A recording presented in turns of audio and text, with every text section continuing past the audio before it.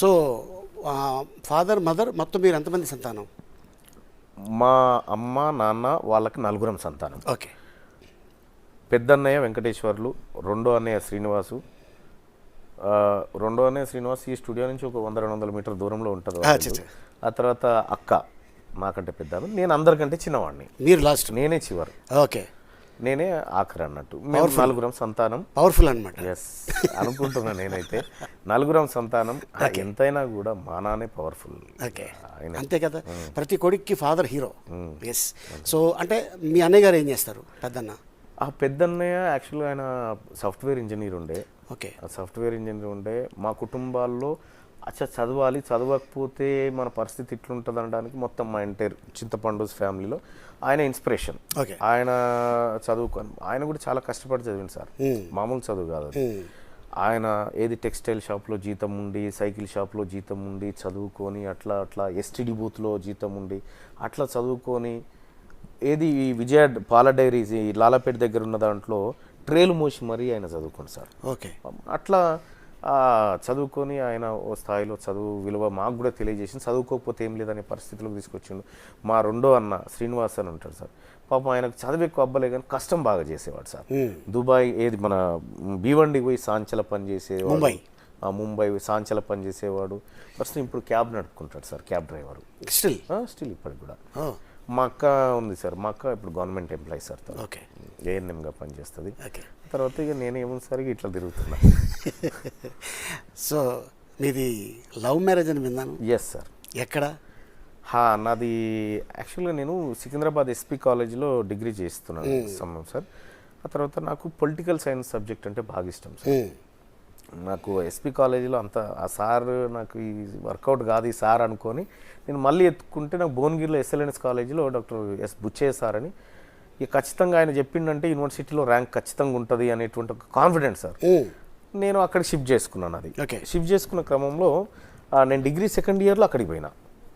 అక్కడికి పోయిన తర్వాత అక్కడ జాయిన్ అయిన తర్వాత నా క్లాస్మేట్ అమ్మాయి సార్, నా క్లాస్మేట్ అమ్మాయి మాతమ్మ, ఆమె పేరు ఒరిజినల్ పేరు మమత అని పిలుచుకుంటాం. ఓకే. అంటే సంతోష్ మాత అని అట్లా పెట్టుకుంటారు కదా సార్, దేవుళ్ళ పేరు అట్లా పెట్టిరు. అయితే ఆమె కొద్దిగా బ్యాక్ బెంచ్, ఎప్పుడు ఆమె ఆ గర్ల్స్లో బ్యాక్ బెంచ్. పాపం ఆమె సైకిల్ మీద కాలేజీకి వచ్చేది, నడుచుకుంటూ పోయి అట్లా కొంచెం పూర్ ఫ్యామిలీ సార్. ఎగ్దమ్ పూర్ అంటే ఎగ్దమ్ పూర్. వాళ్ళ ఇంట్లో కనీసం చదివించే పరిస్థితి లేదు. సెలవులు వస్తే ఆమె ట్రాక్టర్ మీద పనికి పోవడం, కలవపోవడం, ఆ తర్వాత కూలీ పనికి పోవడం, అటువంటి ఫ్యామిలీ నుంచి వచ్చినారు సార్ వాళ్ళు. ఓకే. అయితే తను మనం సినిమా గుర్తుకొస్తుంది మీరు చెప్తుంటే, నాగార్జున గారు, శ్రీగా.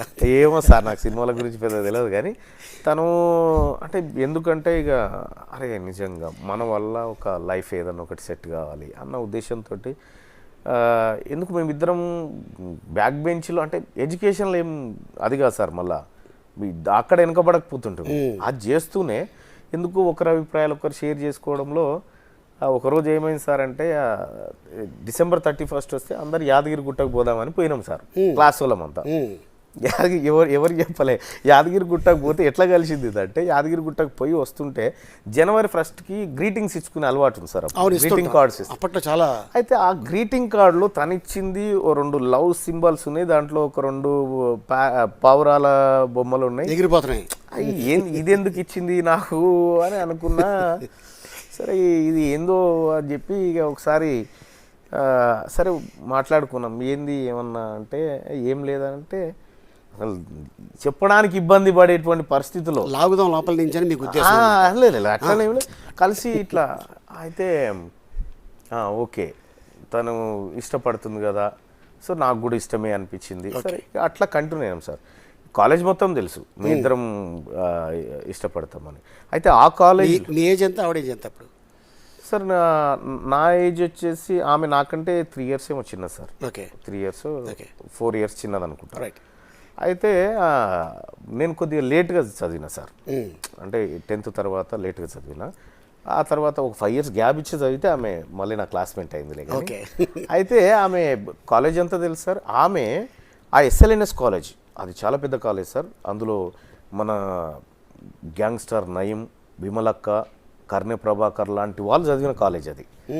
అయితే దాంట్లో నేను చదువుకునేటువంటి ఆమె రాష్ట్రపతి పరేడ్ అబ్దుల్ కలాం నుంచి అవార్డు తీసుకుంది సార్ మా మిస్సెస్. ఓ ఆర్డీ పరేడ్ చేసింది. ఆ కాలేజ్ నుంచి ఫస్ట్ ఉమెన్ సార్. ఓకే. ఆ కాలేజ్ నుంచి ఫస్ట్. ఇక ఆ తర్వాత సేమ్ అదే స్థాయిలో ఒక అవార్డు తీసుకుంది నేనే సార్. మళ్ళీ దాంట్లో ఎన్ఎస్ఎస్లో ఓకే నేషనల్ సర్వీస్ స్కీమ్ అనే ప్రోగ్రామ్ ఉంటుంది కదా సార్. దాంట్లో మేము అవార్డులు తీసుకున్నాం. మాకు ఎక్కడెక్కడో మ్యాచ్ అయిపోయింది. ఇక మ్యాచ్ అయిపోయి కొద్దిగా అది ప్రేమగా మారింది. ప్రేమగా మారిన తర్వాత ఒక 9 సంవత్సరాల పాటు దాన్ని కంటిన్యూ చేసుకుంటూ వచ్చి ఫస్ట్ లైఫ్లో సెట్ కావాలని చెప్పి ఆ తర్వాత బుచ్చే సార్ సారథ్యంలోనే చదువుకున్నాం సార్. ఉస్మానియా యూనివర్సిటీ నేను 90 ర్యాంక్ సార్ నాది పొలిటికల్ సైన్స్లో. నా క్యాంపస్లో సీటు. ఆ తర్వాత తనకు ఎకనామిక్స్లో సీట్ వచ్చింది. ఇద్దరం చదువుకున్నాం. అది కంటిన్యూ అవుతా ఉంది. అయిన తర్వాత ఇంకా పెళ్ళి అనే టాపిక్. ఓకే. అయితే ఉద్యోగం లేదు. సరే నేను చేస్తూ ఉన్నా జర్నలిజం అదో ఏదో చేస్తూ ఉన్నా. కొద్దిగా గొప్ప వస్తూ ఉన్నాయి. మా దగ్గర సరిపోతా ఉన్నాయి. అంటే మా ఇంట్లో ఎన్నడూ కూడా ఒక్క అనా పైసా నన్ను అడగలేదు సార్. మా నాన్న కానీ మా అమ్మ కానీ ఎవరు నా మీద డిపెండ్ కాదు. చిన్నోని కాదు సార్. ఇట్లా ఏందో అన్నట్టు వదిలేసారు. సరే ఆమెకు నేను విజయవాడలో కోచింగ్ ఇప్పించిన సార్. ఓకే. విజయవాడలో అవనిగడ్లో కోచింగ్ ఇప్పించిన తను గవర్నమెంట్ జాబ్ సంపాదించి అప్పుడే వచ్చింది. గవర్నమెంట్ జాబ్ వచ్చిందిగా. చలో ఇక కిచెన్ సెక్యూరిటీ ఉంది. ఓకే. చలో ఇక పెళ్ళి అయితే చేసుకుంటా. ఆంధ్ర గవర్నమెంట్ వచ్చిందా తెలంగాణ గవర్నమెంట్? ఏపీ ఉమ్మడి రాష్ట్రంలోనే సార్. అప్పుడు ఉమ్మడి రాష్ట్రంలోనే వచ్చింది సార్. రైట్. 2012లో సార్. ఓకే. 2012లో ఆమెకు ఉద్యోగం వచ్చిన తర్వాత 2014లో మేము పెళ్లి చేసుకున్నాం. ఓకే. పెళ్లి చేసుకొని ఇక తర్వాత ఆ పెళ్ళికి కూడా ఇక ఎట్లా అంటే ఇక ఊర్లలో ఎట్లుంటుంది సార్ అంటే కమ్యూనిటీ చిన్నదన్న ఫీలింగ్ కొంతమందికి ఉంటుంది కదా సార్. మా కుటుంబానికి లేకుండే. సో పెళ్ళైన తర్వాత మీ ఎడ్యుకేషన్ కంటిన్యూ అయిందా? ఇంకెక్కడ సార్ ఇంకా లేదు. అప్పటికి తను చదివింది. మళ్ళీ తను ఎంపీడీ చేసింది. తను ఇక రకరకాల కోర్సులు చేసి కార్యక్రమం చేసింది. నేను కూడా చదువుకున్నా. నేను కూడా జర్నలిజం చేసిన. ఎందుకు అడిగానంటే చెరో సైకిల్ మీద వెళ్ళేవాళ్ళు కదా. సో పెళ్ళైన తర్వాత ఒకే సైకిల్ మీద వెళ్ళారేమో. లేదు సార్ ఇంకా అంత దాకా రాలేదు సార్.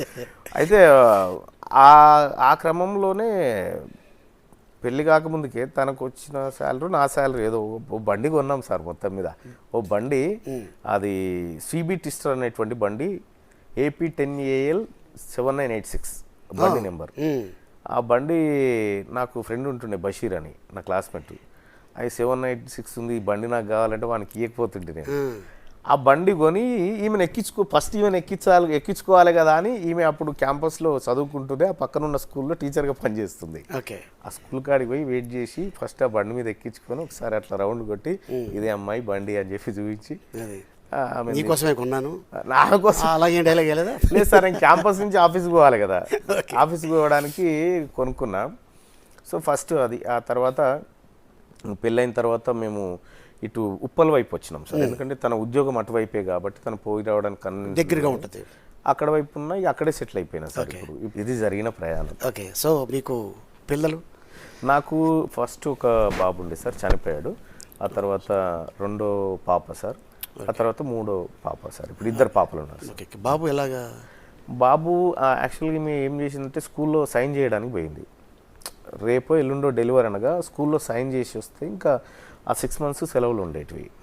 ఆ సైన్ చేయడానికి పోయింది. మరి అక్కడ ఏదన్నా బ్లడ్ ప్రెషర్ ఎక్కువైందో ఏమో తెలియదు, బాబు కడుపులో చనిపోయినాడు సార్. ఇక్కడ జరిగిపోయింది కదా. సో మళ్ళీ పాప? మళ్ళీ పాప సార్, పెద్ద పాప. తను ఏం చేస్తుంది ఇప్పుడు? తను 5 years సార్. యాక్చువల్గా తను స్పెషల్ బేబీ. తను నడవలేదు, కూర్చోలేదు.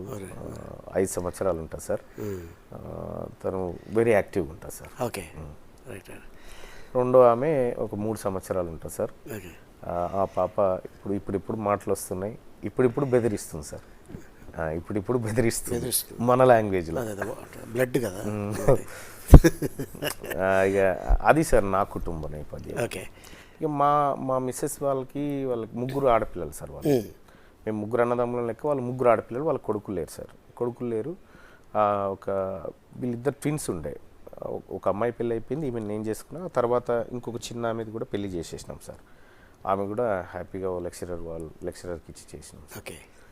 అయిపోయింది సార్. ఇక మా అత్త మామ ఇక్కడ ఉంటారు, అక్కడ ఉంటారు. ఇది సార్.